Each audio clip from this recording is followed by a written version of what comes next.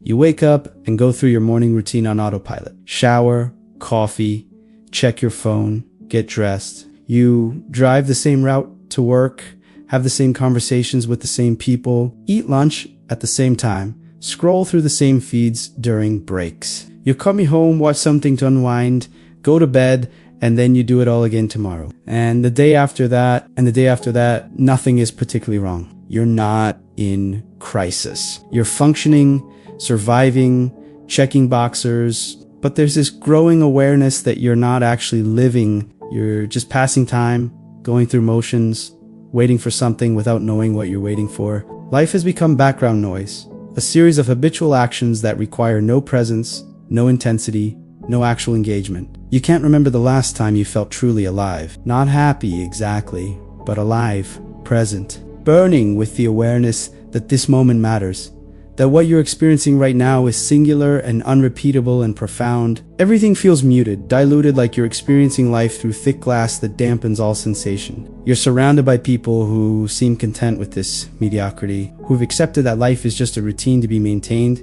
a series of comfortable repetitions that lead nowhere in particular, and maybe you've tried to break out of it. Maybe you've chased new experiences, bought new things, changed jobs or relationships, desperately seeking something that will make you feel awake again. But the intensity never lasts. Within days or weeks, the new becomes routine.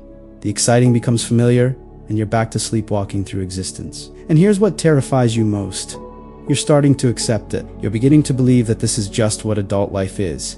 That intensity and passion and genuine aliveness are things you experienced when you were younger and naive. That maturity means settling into comfortable numbness and calling it peace. You watch decades pass faster and faster, years blurring into each other with nothing to distinguish one from another. You realize you can barely remember last year because nothing significant happened.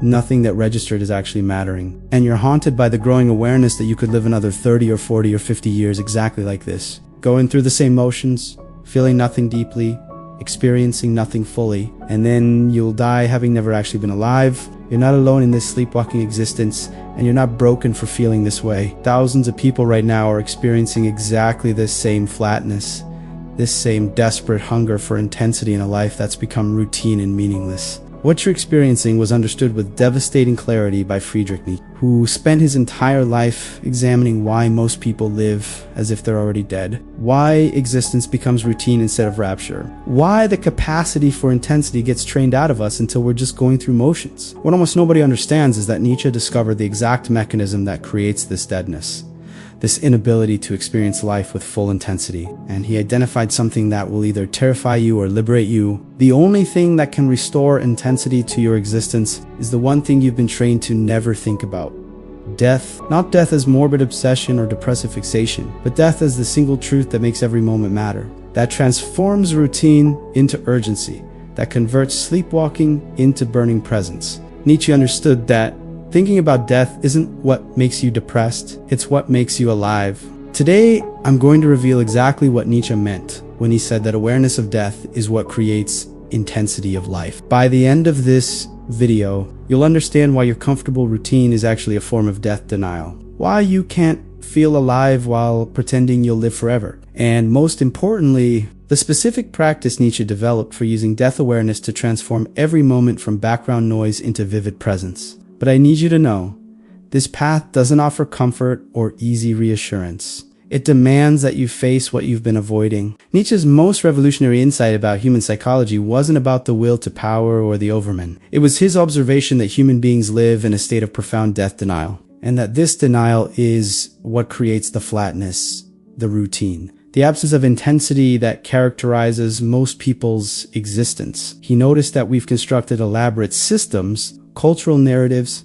daily habits, all designed to help us pretend that we're not moral, that we have unlimited time, that death is something distant and abstract rather than the one absolute certainty defining every moment we experience. Consider how you actually live. You make plans for next year, next decade, retirement. You save money for a future you assume will arrive. You put off experiences until later, delay conversations until you have more time, postpone living fully until conditions are right. You act as if time is infinite, as if you have endless opportunities to do what matters.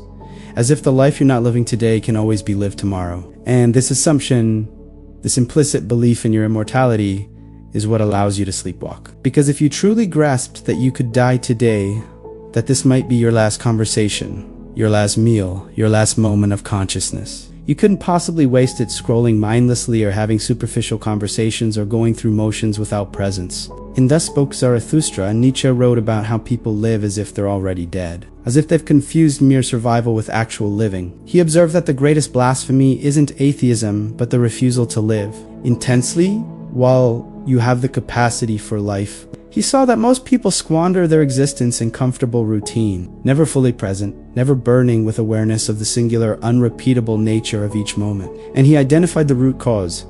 They're in denial about death. They've anesthetized themselves against mortality awareness, because facing mortality directly would be too painful, too terrifying, too disruptive to their comfortable sleepwalking. But here's where Nietzsche's observation becomes devastating. He noticed that death denial doesn't protect you from suffering. It guarantees suffering of a specific kind.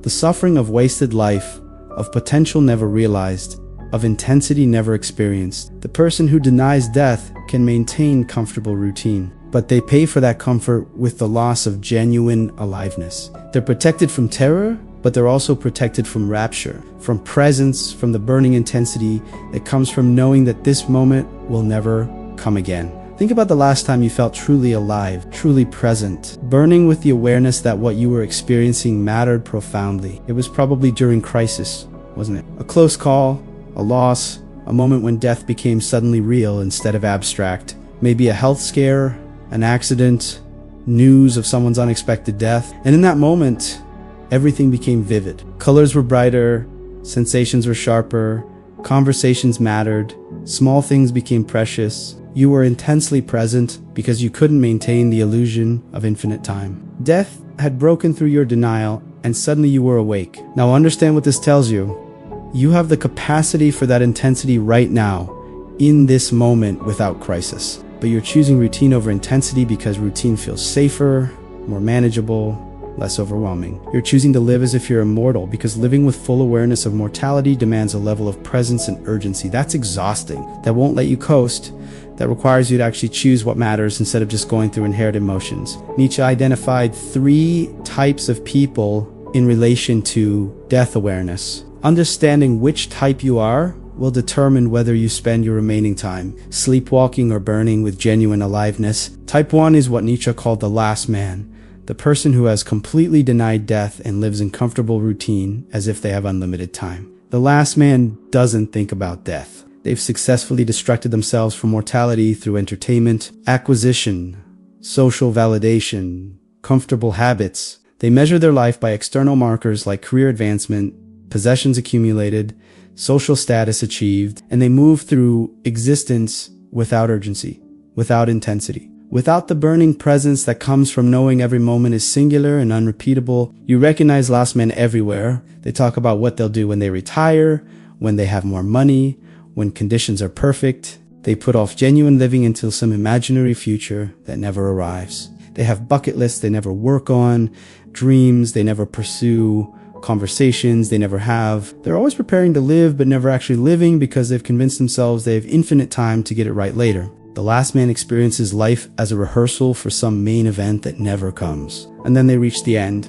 look back, and realize they spent their entire existence preparing to live instead of actually living. The last man isn't suffering in obvious ways. They're comfortable, stable, functioning. But Nietzsche saw that this comfort is actually a form of death, a preemptive dying where you eliminate intensity and presence in exchange for routine and security. The last man at 60 looks back on 40 years of comfortable routine and can barely remember any of it, because none of it registered as actually mattering. They were alive in the biological sense, but dead in every sense that counts. And the tragedy is that they don't even know what they've lost because they never experienced the alternative. Type 2 is what Nietzsche called the reactive one. The person who thinks about death only as terror, as something to be feared and avoided, as the ultimate negation of everything that matters. The reactive one has glimpsed mortality, has felt the terror of finitude. But instead of using that awareness to intensify life, they use it to justify either hedonistic desperation or paralyzed anxiety. They're the person who has panic attacks, thinking about death, who becomes obsessed with health and safety, who who can't enjoy anything because they're always aware it will end, or they go the opposite direction, desperately chasing experiences and pleasures in a frantic attempt to outrun the awareness that everything is temporary. You might recognize yourself here. You think about death and it fills you with dread. You become aware of your mortality, and instead of presence, you feel panic. Instead of intensity, you feel desperation. You're conscious that time is limited, but this consciousness doesn't make you more alive. It makes you more anxious. You either freeze in fear or you frantically chase experiences without actually being present for them because you're too busy running from the terror of mortality. The reactive one has death awareness, but they haven't learned to transform that awareness into life affirmation. Here's what makes the reactive one's position so painful. They can see that the last man is wasting life, but they don't know how to do anything except waste it differently. Instead of wasting life in comfortable routine, they waste it in desperate grasping or paralyzed fear. They know time is limited, but this knowledge doesn't liberate them. It imprisons them in either compulsive experience seeking or anxiety paralysis. Nietzsche understood that mere awareness of death isn't enough. You must develop a specific relationship to death, a way of holding mortality that transforms terror into intensity. Type 3 is what Nietzsche called the life affirmer or the tragic optimist, the person who has learned to think about death in a way that intensifies life rather than negating it. The life affirmer holds mortality awareness constantly, not as background anxiety, but as foreground urgency.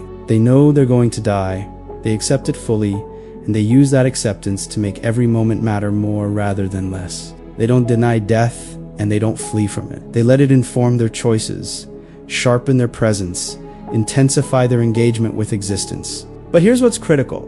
The life affirmer doesn't become hedonistic or reckless. They don't abandon long-term thinking or stop planning for the future. What changes is the quality of their presence in each moment. They're planning for next year while also being fully aware that next year might not come. And this dual awareness creates a kind of burning presence that the last man and reactive one never experience. They say yes to relationships, knowing those relationships will end. They create knowing their creations are temporary. They love knowing they'll lose what they love. And this knowledge makes the loving more intense, not less. If you're experiencing the flatness of routine existence, if you recognize yourself as someone who's sleepwalking through life without intensity, you need to understand the specific traps that will keep you locked in death denial and comfortable numbness. These aren't external obstacles. They're sophisticated ways your mind protects itself from the terror and intensity of genuine mortality awareness. Danger 1. Using spirituality to deny death. You're uncomfortable with mortality,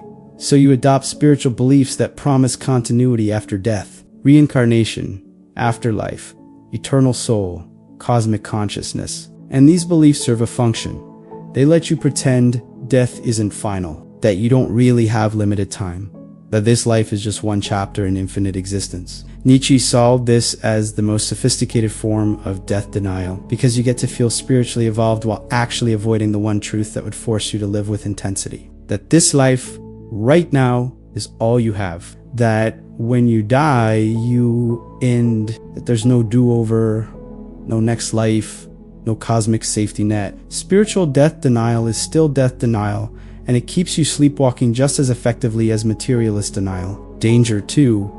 Confusing thinking about death with being depressed. You start contemplating mortality and people tell you you're being morbid, negative, depressed. They tell you that healthy people don't think about death, that focusing on mortality is a sign of mental illness. And you internalize this, believing that death awareness equals depression. But Nietzsche understood that this is exactly backwards. Depression is the numbness that comes from death denial, from living without intensity because you're pretending you have infinite time. Genuine mortality awareness isn't depressive. It's the opposite. It's the thing that makes you so intensely present and alive that every moment burns with significance. Danger 3, waiting for perfect conditions to start living intensely. You think about death and you agree that you should live more fully, but not yet. First, you need to finish this project, pay off this debt, get to this career level, wait until the kids are older, wait until you have more time. You're going to start living with intensity and presence, but later,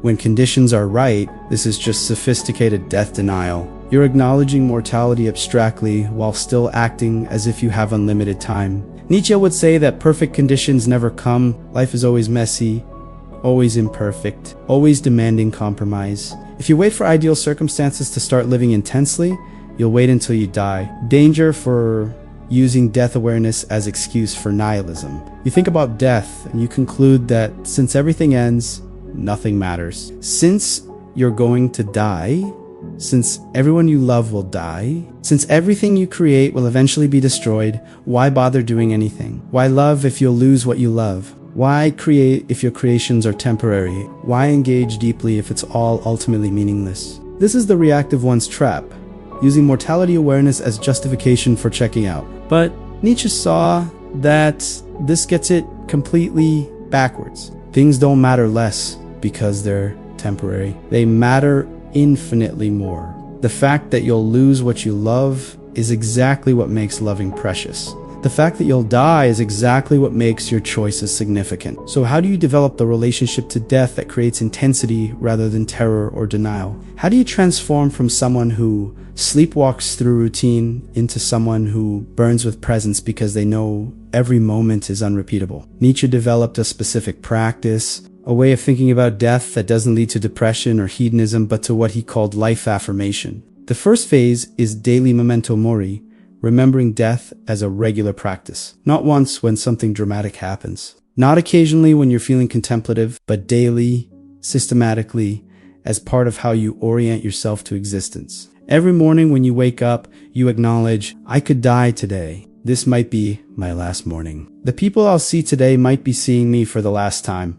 This isn't morbid fantasy. It's acknowledging objective reality. You could die today. Anyone you know could die today. And holding this awareness changes how you move through the day. When you're about to have a conversation, you ask yourself, if this were the last conversation I ever had with this person, what would I want to say? When you're about to eat, you notice, this might be the last meal I ever experience. When you're making a choice about how to spend your time, you check.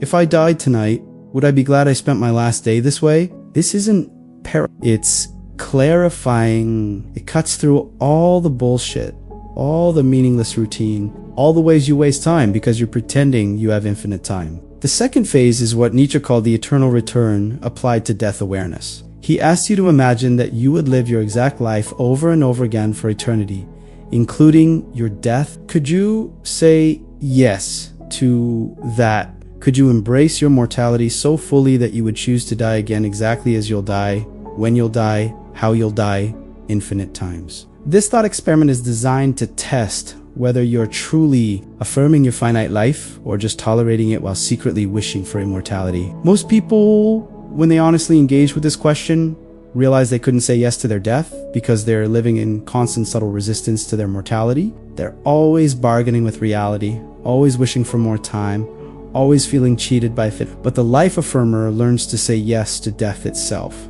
Not because death is good, but because it's the condition that makes life precious. Without death, nothing would matter because nothing would be scarce. Nothing would be singular. Nothing would be The third phase is using death awareness to clarify values. You ask yourself, if I had 1 year to live, what would I stop doing immediately? What would I start doing immediately? What relationships would I repair or end? What work would I pursue? What experiences would I prioritize? And then you notice the gap between how you would live with 1 year left and how you're actually living. That gap is all the ways you're wasting your life because you're denying death. Nietzsche would say, why wait until you get a terminal diagnosis to start living according to your actual values? You already have a terminal diagnosis. It's called mortality. You just don't know the specific timeline. The fourth phase is embracing what Nietzsche called the tragic nature of existence. You accept that everything you love will end, everything you build will crumble, everyone you care about will die or leave, and you yourself will die and be forgotten. And instead of this knowledge making you nihilistic, it makes you fierce. It makes you love harder because, love is temporary. It makes you create more urgently because you know your time is limited. It makes you present in each moment because you know the moment will never come again. The tragic nature of existence isn't a reason for despair. It's the source of intensity. The fifth phase is what Nietzsche called amore fati, love of fate, which includes loving your death, not wanting to die, not being suicidal, but accepting that your death is part of your fate and learning to say yes to it. You stop resisting mortality, stop bargaining with it, stop wishing you could live forever. You embrace finitude as the condition that makes your life your life. that makes your choices your choices, that makes this moment this moment. And this embrace creates a kind of freedom that the death denier never experiences, because when you're not afraid of death anymore, when you've accepted it fully, you're free to live without the subtle, constant background anxiety that characterizes most people's existence. Remember that flatness you've been experiencing, that sense of going through motions without genuine presence. It's not because life lacks intensity. It's because you're denying death, pretending you have unlimited time, sleepwalking through existence because facing mortality directly would be too intense, too demanding, too overwhelming. But that intensity, that demand, that overwhelm, that's what being alive actually feels like. The comfortable routine you've settled into isn't peace. It's preemptive death, a way of dying slowly while still breathing so that actual death won't be such a shock. Nietzsche understood that thinking about death isn't what makes you depressed or morbid or nihilistic. Thinking about death is what wakes you up. It's what transforms routine into urgency, background noise into vivid presence, sleepwalking into burning aliveness. Every person you know who seems truly alive, who moves through the world with intensity and presence, who makes every moment count, they're not denying death. They're holding death close, letting it inform every choice, using it as the fire that burns away everything trivial and leaves only what actually matters. You're going to die. Maybe today, maybe in decades, but certainly everyone you love is going to die. Everything you build is temporary. Everything you experience is unrepeatable. And this isn't depressing news. This is the news that makes everything matter. This is the truth that transforms the next conversation from routine exchange into precious singular moment. This is the awareness that makes this meal, this breath, this choice, this moment burn with significance. Instead of just being background noise in a life, you're not actually living. Stop for a second and feel the truth of what I just said. You're going to die. Maybe not today, but someday, and you don't know when. Does thinking about that make you want to scroll mindlessly? Does mortality awareness make you want to have superficial conversations and waste your precious limited time on things that don't matter? Or does it make you want to finally start living? Finally be present? Finally choose what actually matters instead of what's comfortable? If this resonates, comment, death makes me alive. Your words will reach someone else who's been sleepwalking, who's been denying their mortality, who desperately needs permission to wake up and start burning with presence before it's too late. Subscribe to the channel for insights that don't offer comfortable lies but demanding truths. Every week I bring you Nietzsche's most intense observations about what it actually means to be alive, to be present, to squeeze every drop of significance from your limited temporary existence. This isn't philosophy for casual contemplation. This is fuel for people ready to stop sleepwalking and start living with the burning intensity that comes from knowing this moment will never come again. If you're ready to understand how to live with fierce presence, check out my video on Nietzsche's Eternal Return, where I reveal exactly how to use this thought experiment to transform every choice from routine to rapture. The path from sleepwalking to burning aliveness starts with one simple acknowledgement: I'm going to die, so this moment actually matters. You've been living as if you're immortal, as if you have unlimited time, as if the life you're not living today can always be lived tomorrow, but you're not immortal. Your time is limited, and every moment you spend in comfortable routine, every day you sleepwalk through, every choice you make as if it doesn't matter, that's time you'll never get back. Nietzsche knew that thinking about death is what makes life intense, because death is the truth that cuts through all denial and forces you to acknowledge, this is it. This is your one existence, and you can spend it sleeping or you can spend it burning, but you cannot spend it twice. Thank you for watching. See you in the next dimension.